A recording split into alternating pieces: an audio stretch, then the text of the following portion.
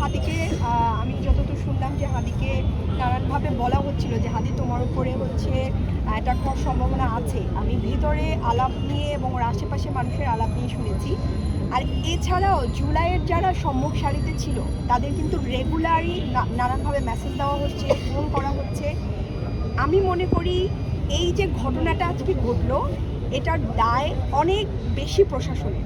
তারা জানে, তারা এই মেসেজটা পর্যন্ত দিতে পারে যে আপনি আপনার প্রতি অ্যাটাক হতে পারে, তাহলে তারা সেটা ফেরানোরও ক্ষমতা রাখে।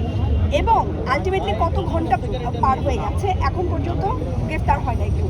একটা লোক গুলি করে সে মোটরসাইকেল নিয়ে কোন রুটে যায়, বাংলাদেশের প্রত্যেকটা রুট, এটা যদি পুলিশ চায়, প্রশাসন চায়, ডিজিএফআই চায়, এটা কিন্তু খুবই সহজ।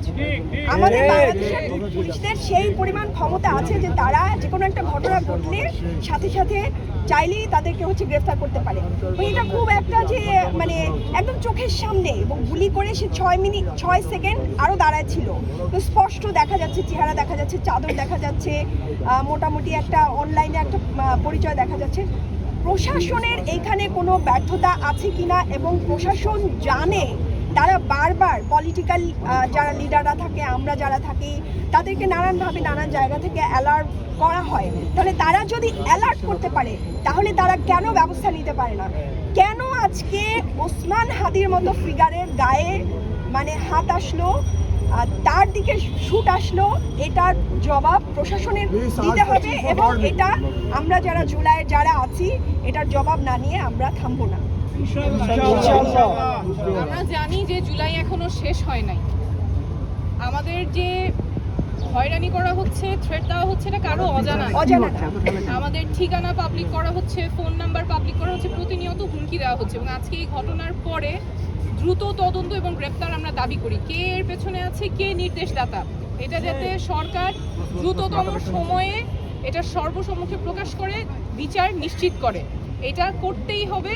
এবং আমরা এর আগ পর্যন্ত এটা নিয়ে কথা বলা বন্ধ করবো না, মাঠ ছাড়বো না। এবং হাদির হত্যার দায় প্রশাসনের, যারা মারছে তাদের তো দায় আছেই।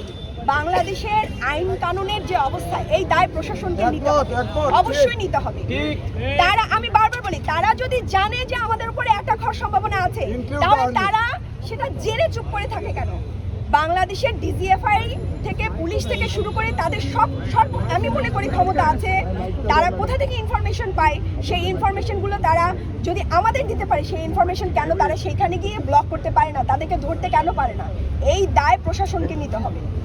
ঠিক।